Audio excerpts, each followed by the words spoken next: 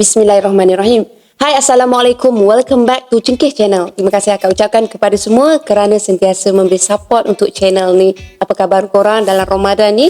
Semoga korang semua dalam keadaan sihat walafiat, insyaAllah. Amin ya rabbal alamin. Hari ni akan nak kongsikan sebuah kisah seram, kisah mengenai apartmen 13A. Jom korang bersama dengan akak. بسم الله الرحمن الرحيم قل أعوذ برب الناس ملك الناس إله الناس من شر الوسواس الخناس الذي يوسوس في صدور الناس من الجنة والناس.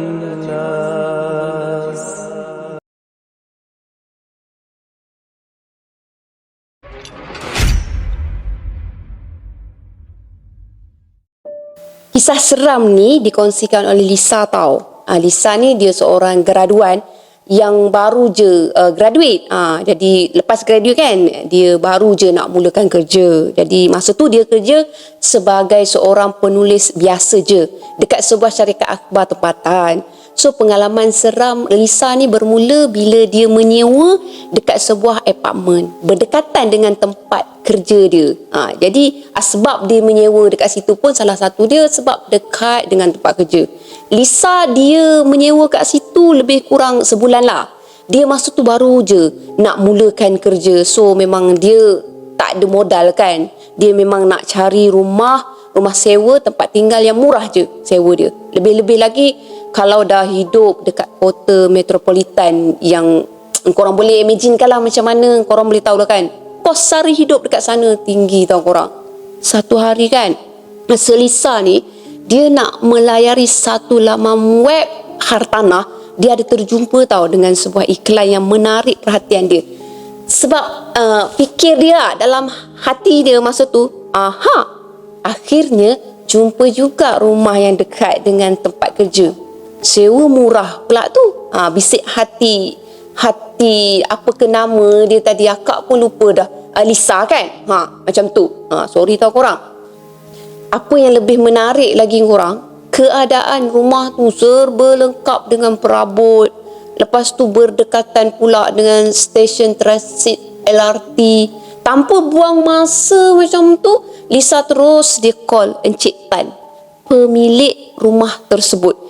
Lisa dia terus je deal masa untuk berjumpa dengan Encik Tan.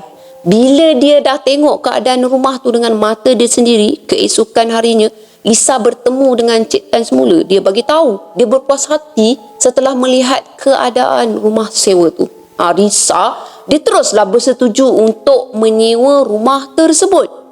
Lisa pun berpindahlah ke rumah tu pada hujung minggu dengan pertolongan beberapa orang rakan dia. Rakan-rakan dia semua tolong angkat-angkat barang, tolong dia susun turun barang kan. Jadi meringankan diri dia. Semuanya berjalan dengan baik korang. Lisa dia seperti biasa, dia jalankan tugas dia pun macam biasa. Dia pergi kerja, dia balik kerja, dia pergi kerja, balik kerja. Bila balik kat rumah semuanya okey, normal je. Sehinggalah satu malam, malam di mana Lisa ni tak akan lupakan pengalaman kisah seram dia ni sepanjang hidup dia tau.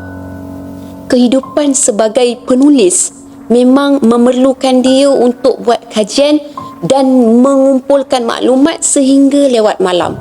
Semasa Lisa ni dia tengah asyik dengan kerja dia tu, dia berada di hadapan komputer dia. Komputer dia tu pula berada dekat ruang tamu tau. Rumah sewa tu dia tak adalah besar sangat, tapi okey lah untuk dia seorang kan, selesa kan. Dia rasa tersentak sekejap dekat situ bila Lisa terdengar dentuman yang kuat dekat pintu rumah dia. Pada waktu tu jam dah menunjukkan pukul 2:30 pagi. Lisa dia mengendahkan je bunyi tu. Buat seketika dalam keadaan tu dia jadi macam sunyi je. Tiba-tiba pula kipas pula terhenti. Dah macam tu dia main kipas pula. Sudah. Kenapa lah kipas tiba-tiba berhenti ni? Jangan main-main dengan aku, boleh tak? Aku tak kacau kau pun. Detik hati Lisa pada masa tu. Dalam hati Lisa dah ada rasa sikit lah, rasa takut. Peluh dah mula menitis tau. Masa tu jantung Lisa ni, jantung bukan jantung, jantung Lisa ni berdekuk laju. Lisa dia cuba juga nak baca ayat-ayat suci Al-Quran, yang mana yang dia ingat, yang mana yang dia tahu. Alhamdulillah, tak ada apa-apa dah, kata Lisa. Dia teruskan juga menyiapkan kerja dia tu dekat ruang tamu tu. Lepas tu, Lisa terus menuju ke bilik dia, nak naik ke atas katil untuk tidur. Malam tu entah kenapalah, Lisa rasa gelisah sangat. Seakan-akan ada benda tau yang menindih dia, menghempap badan dia. Dia rasa panas sangat, dia rasa berat sangat. Nafas dia tak boleh nak bernafas macam biasa. Tiba-tiba kan, kaki Lisa ni ditarik dengan kuat tau. Lisa dia terus terbangun dari tidur. Keadaan jadi lebih teruk apabila Lisa ni dia dengar seakan-akan suara seorang wanita sedang menangis.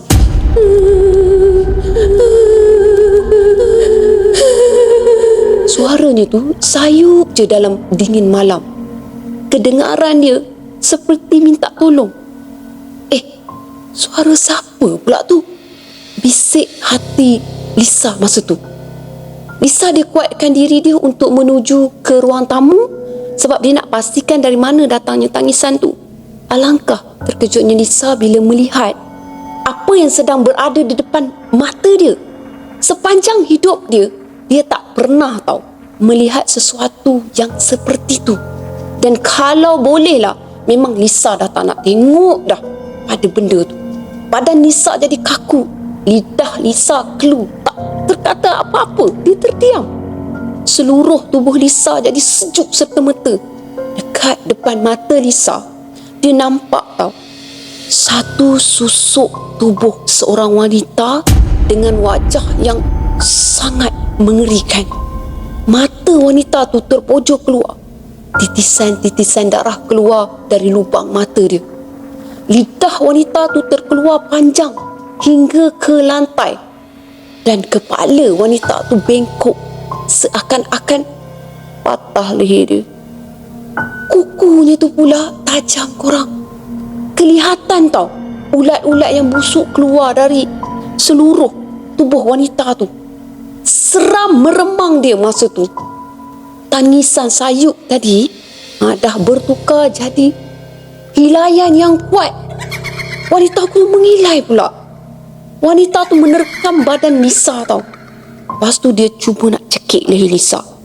Seketika lepas tu, Lisa dapat rasakan yang dia ni akan mati dah malam tu. Dah tak jadi apa dah ni. Habislah aku. Terbayang-bayang tau wajah orang yang disayang pada masa tu. Mulalah dia panggil, Ma Abah. Dia menjerit dengan suara yang slow je. Dalam hati pun dia sambung lagi, Ma Abah. Terlihat bayangan wajah ibu bapa Lisa sedikit memberikan kekuatan lah untuk Lisa dia tu untuk bangkit melawan tau. Lisa dia berdoa dalam hati dia supaya Tuhan menyelamatkan dia, dan terus dia baca ayat kursi. Lembaga tu terus menjerit kesakitan tau, seolah-olah macam terasa dengan panahan ayat-ayat kursi tu. Dan selepas Lisa dia melepaskan bacaan demi bacaan dia tu, Lisa kemudian dia tengok makhluk tu hilang tau. Lisa rasa lega, Alhamdulillah, sebab makhluk tu dah tak ada lagi lepas tu. Dengan tubuh yang masa keadaan macam tu dia rasa sangat lemah korang, dia pun merangkak perlahan-lahan. Lepas tu dia nak capai ada satu Al-Quran yang memang dia letakkan dekat bilik dia. So dia nak ambil Al-Quran tu, tapi tubuh dia memang dah terlampau lemah sangat. Semuanya jadi kabur je depan mata dia. Lusa. Lisa akhirnya dia pengsan dekat tengah-tengah ruang tamu tu. Sebab dia memang tak tahulah apa lagi yang dia boleh lakukan masa tu. Dah habis tenaga tau. terpensan terus dia dekat situ. Sampailah keesokan paginya, Lisa dia terjaga. Terkejut tau bila dia tengok pada diri dia yang dalam keadaan terbaring dekat ruang tamu tu. Bahkan pula badan dia ni ada kesan cakaran tau. Cakaran berserta dengan kesan lebam-lebam dekat leher Lisa. Lisa dia bangun juga perlahan. Dia terus ke bilik air, dia nak bersihkan diri dia. Dia nak ambil wuduk. Dia nak segarkan badan dia. Terasalah dekat fikiran Lisa ni akan apa yang terjadi pada malam tu tau. Lisa dia terdetik masa tu nak telefon Encik Tan, tapi dia tak dapat nak hubungi Encik Tan. So dia menelefon rakan sepejabat dia, nama dia Zura. Dia nak bagi tahu bahawasanya dia tak dapat nak masuk kerja sebab dia rasa macam kurang sihat, dah dedor kan. Zura dia risau tau dengan keadaan Lisa, dan dia minta alamat rumah Lisa. Dia bagi tahulah dekat Lisa bahawasanya dia akan datang melawat Lisa nanti lepas dia dah habis kerja kan. So lebih kurang petang macam tu dah lewat, telefon bimbit Lisa pun berbunyi. Hello Zura. Lisa, kau boleh turun tak? Okey, jap aku turun. Aku tak berapa sihat lah. Lisa dia turun ke bawah dekat tempat parking kereta. Walaupun keadaan dia memang dah macam demam-demam kan. Dari jauh lah dia dapat tengok wajah Zura yang tak tentu arah tau. Zura dia gelisah, dia risau kan pada si Lisa ni. Lepas tu Zura pergi terpakan dekat Lisa, dia pegang erat tangan Lisa. Memanglah kurang sejuk je tangan Lisa, macam beku-beku macam tu. Lepas tu dia bagi tahu pada Lisa, jom naik kereta aku bawa kau ke tempat lain, asalkan bukan tempat ni. Lisa bingung, dia tak nak lukakan hati Zura. So dia terima ajakan Zura tu. Dia pun naiklah kereta tu. Kemudian Zura tu bawa dia berhenti dekat satu restoran ni tau. Zura dia tak kata apa-apa sepanjang perjalanan mereka tadi. Lisa dia nampak keadaan wajah Zura tu macam tak tenteram tau. So dia bertanyalah kepada Zura, "Babe, kenapa aku tengok dari tadi kau macam senyap je? Kau ada masalah ke?" Tak ada. Aku tak ada masalah, jawab Zura. "Sekarang siapa yang tak sihat ni? Aku ke kau?" tanya Lisa berseluruh je masa tu. Lisa, aku nak tanya sikit, boleh ke?" Tanyalah. "Kau serius ke duduk situ?" Zura sambil tanya tu sambil dia mengerutkan dahi dia. Lisa hanya angguk je masa tu, dia kan tak larat. Kenapa leher kau tu? Kenapa dengan leher kau lebam? Kau kena pukul ke?" tanya Zura. "Taklah, kau jangan risaulah, tak adalah, tak. Lepas tu Lisa dia ceritakanlah apa yang dah terjadi pada dia pada malam tu. Zura hanya tergamam je, seakan-akan tak percaya. "Lisa, sebenarnya aku nak bagi tahu dekat kau something ni." "Apa dia?" "Kenapa muka kau ni serius sangat lah? Kau jangan buat aku rasa takut boleh tak?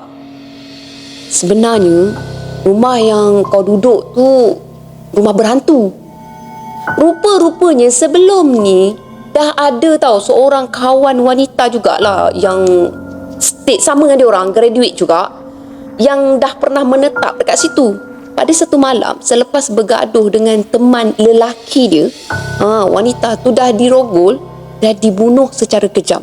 Mayatnya pula digantung seakan-akan nak menunjukkan bahawasanya wanita tu membunuh diri dekat tengah-tengah ruang tamu tu. Sejak daripada kejadian tu, ramailah yang mengaitkan bahawa teman lelaki wanita tu sering dihantui oleh wanita tersebut. Tak tahan dengan gangguan demi gangguan yang dia alami, akhirnya teman lelaki dia pula dilaporkan telah mati dengan menggantungkan diri dia sebulan selepas teman wanitanya tu mati.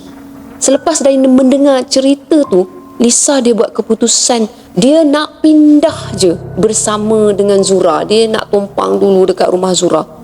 Dia tak lagi menoleh ke belakang dan tak mengharapkan agar dia dapat menemui perkara seperti itu lagi. Dalam fikiran dia, cukuplah dengan apa yang dilalui sekarang dan cukuplah dengan kesakitan yang dilalui sekarang. Pengalaman tu mengajar Lisa supaya dia tak terlalu leka dalam memilih dan dia berfikir semasak-masaknya dulu sebelum membuat sesuatu keputusan, serta jangan mudah terpengaruh dengan apa-apa pun tarikan agar dia tak menjejaskan diri dia sendiri. Yelah korang, hanya dengan tengok rumah yang cantik, lengkap dengan perabot, disewakan pula dengan harga yang murah, mana tak tertariknya korang? Kalaulah Lisa tanya dulu jiran-jiran dia ke rumah tu okey ke tak, tak adalah dia sampai jadi macam tu. Bertanya tak kena bayar tau korang. Selagi kita bertanya dengan baik, insya-Allah orang yang bagi jawapan akan bagi jawapan dengan baik. Nasihat akak, kalau nak masuk rumah, eloklah dimulai dengan Bismillahirrahmanirrahim dan memberi salam. Semoga yang baik-baik je datang untuk kita semua, insya-Allah. Amin ya rabbal alamin. Sekian saja kisah seram untuk kali ini. Apa yang baik sama-sama kita ambil jadikan sebagai tauladan, dan apa yang buruk sama-sama kita ambil jadikan sebagai sempadan. So akak tekankan kat sini, apa yang tak baik jangan ikut tau. Akak ucapkan ribuan terima kasih kepada semua kerana sudi dengar sampai habis. Jangan lupa untuk like, share dan subscribe pada channel ni. Bye korang. Assalamualaikum. Bye. Terima kasih. Salam Ramadan.